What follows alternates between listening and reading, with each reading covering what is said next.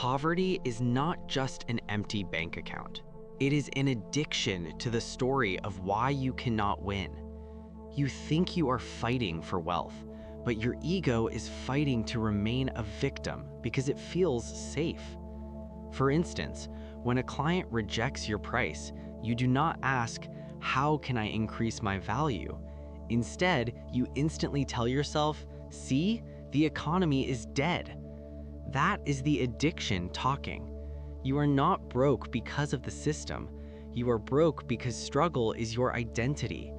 Let us kill that version of you right now. Instead, you whisper to yourself, "The market is just bad right now," and you retreat.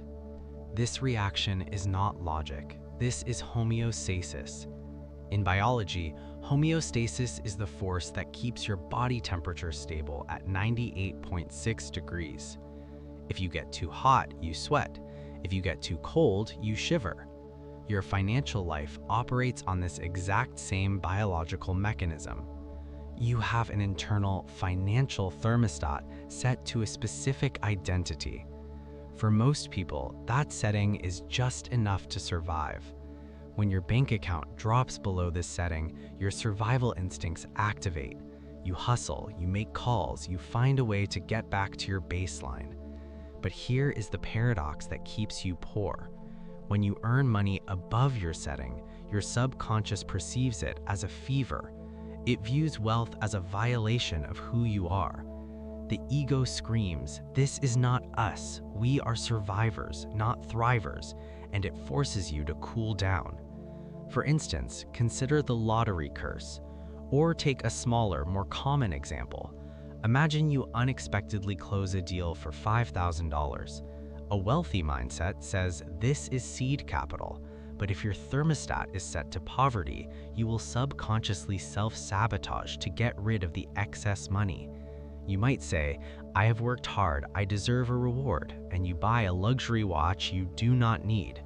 Or you suddenly forget to pay a bill, incurring a massive late fee. You are not just spending money, you are paying a fee to return to your comfort zone. To your primitive brain, a familiar struggle is safer than an unfamiliar success. Until you reset this thermostat, any wealth you generate will be treated as a virus that your immune system must eliminate. You have a financial thermostat. Just as your body sweats to cool down, your subconscious mind sweats away wealth to cool you down to your safe level of poverty. This is the Saboteur narrative. It is not bad luck, it is a system correction. Let us analyze the mechanism. Imagine your internal thermostat is set to struggle. Suddenly, you receive an unexpected windfall, a tax refund, or a large commission. Logic dictates you invest it, but your ego feels the heat rising. It panics. It whispers, "You have worked so hard, you deserve a treat." Within a week, your car mysteriously breaks down, or you buy an expensive watch you do not need. You effectively burn the money to return to the zero balance that feels like home.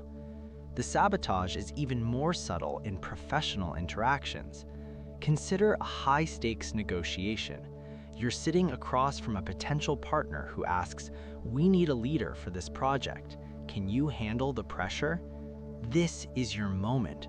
But the poor ego intervenes, rewriting reality to protect you from the danger of success. Instead of looking them in the eye and saying, "Absolutely, here is my track record," you hesitate. You look down. You say, "Well, I have a lot on my plate right now, but I can try."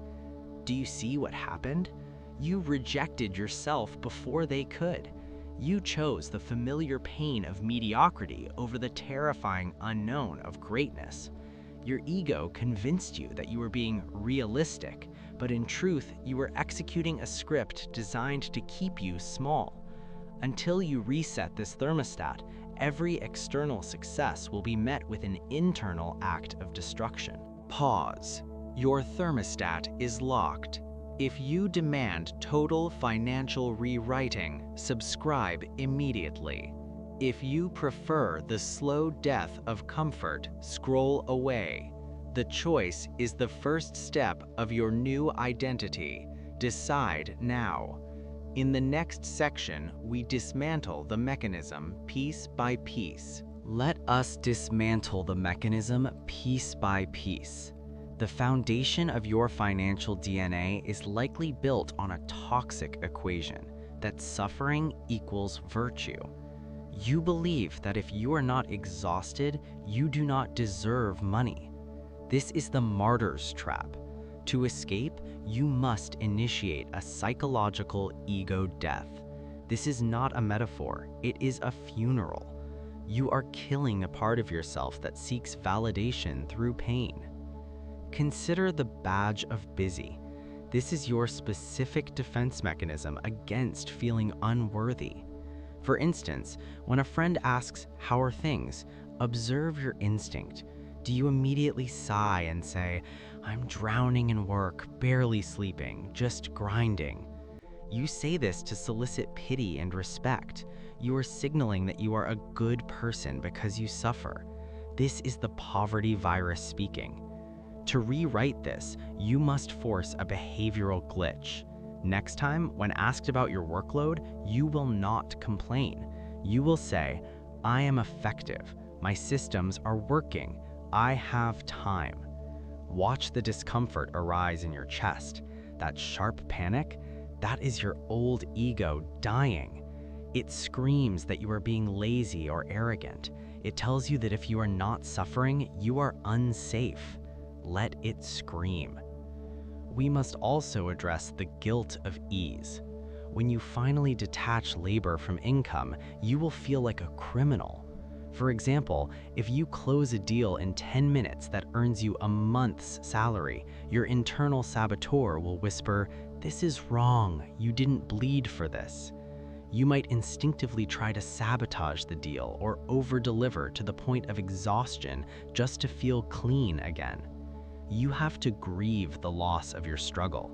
It feels like a betrayal of your lineage, perhaps a betrayal of parents who worked themselves to the bone for survival. But honoring their sacrifice does not mean repeating their suffering. You are clearing the hard drive. This creates a terrifying void. Most people rush to fill this void with new drama because peace feels suspicious. Do not fill it. Sit in the heavy silence. That silence is the only soil where a wealthy avatar can take root. Initiate a psychological ego death. You must surgically remove the belief that your struggle validates your existence. This brings us to the concept of the apology tax. This is the subconscious penalty you pay when you feel guilty for asking for what you are worth.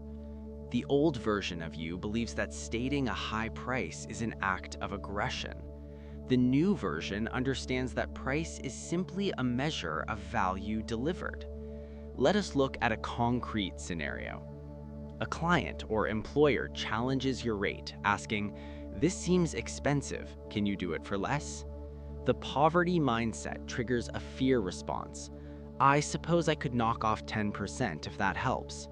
You have just signaled that your value was arbitrary. You have failed the test.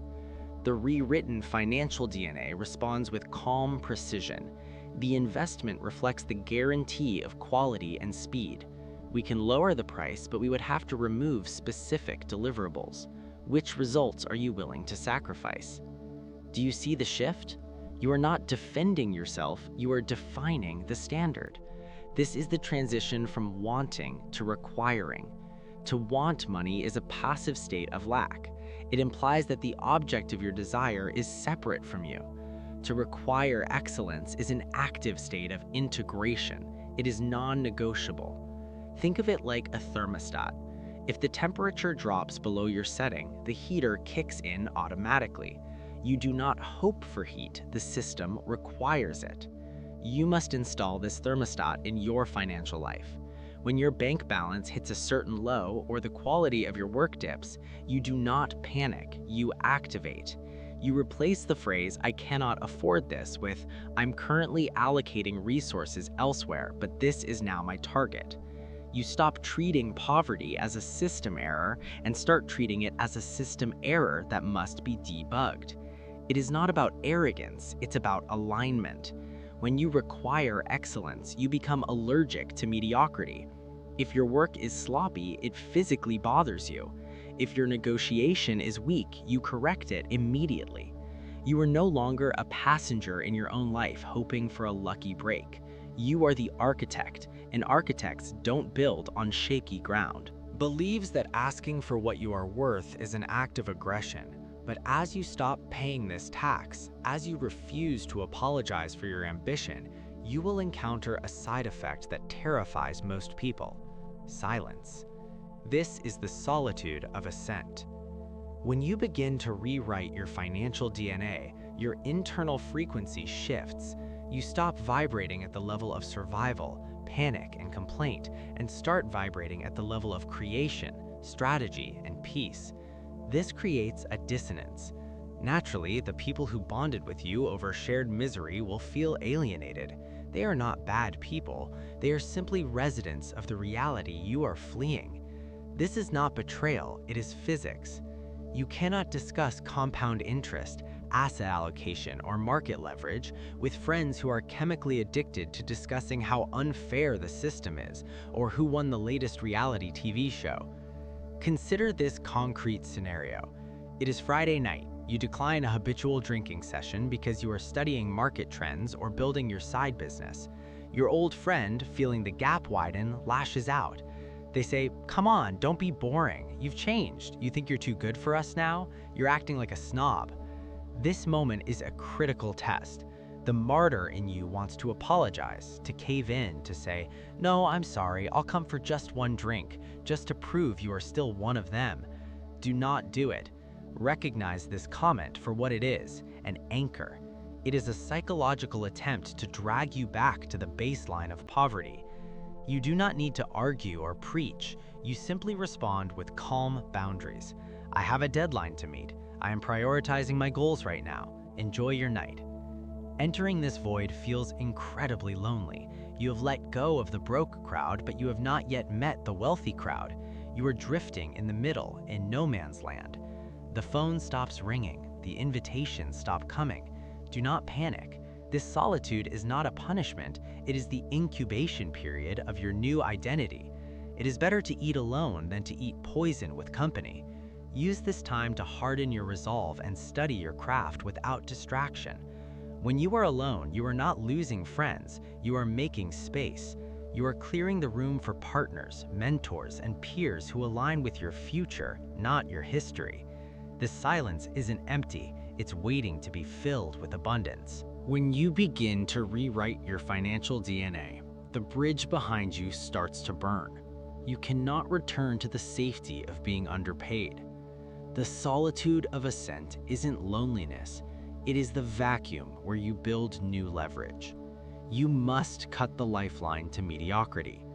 For instance, when a legacy client says, "We cannot afford your new rates," most people panic and discount. You must do the opposite. You burn the ship. You reply, "Then I am not the right investment for your current stage." This isn't arrogance. It is the logical conclusion of value. You are forcing yourself forward by destroying the option to retreat. If you keep the safety net, you will inevitably fall into it. Burn it. When a client asks for a discount based on your past rates, you do not buckle. They might say, "But you used to do this for half the price." You must pause, hold the silence, and look them dead in the eye or through the screen and respond with absolute conviction. "That price was for my survival. This price is for my mastery. I no longer charge for my time, I charge for the years of intensity that allow me to solve your problem in minutes." This specific interaction is the funeral of your poverty. The resurrection of wealth is not a distant event where a lottery ticket pays off. It is an immediate, aggressive shift in posture. It happens now. When you walk into a room, you do not scan for threats or validation. You scan for leverage. You stop acting like the person who counts pennies and start acting like the person who measures impact. Consider your internal dialogue at a restaurant. The poverty ego scans the right side of the menu first, looking for the cheapest item to survive. The resurrected wealthy self scans the left side, asking, what fuel does my body need to perform at the highest level? For instance, when your brain screams, I can't afford this $50 steak, you must consciously rewrite the code. You say to yourself, my body is $1 million asset. I do not put cheap fuel in a Ferrari. This is not about being reckless, it is about signaling to your subconscious that you are worthy of abundance. If a peer tries to drag you back into the complaint club and asking, isn't this economy terrible? How are you surviving? Do not bond over misery. That is a trap. You cut the lifeline to that victimhood immediately. You respond, the economy is massive and I am too focused on collecting my share to worry about the noise. They may call you arrogant, let them. Arrogance is just what confidence looks like to people who have accepted defeat. You have rewritten the code. The bridge behind you is ash. There is no going back to the smallness of yesterday. You are the architect. You are the asset. Rise.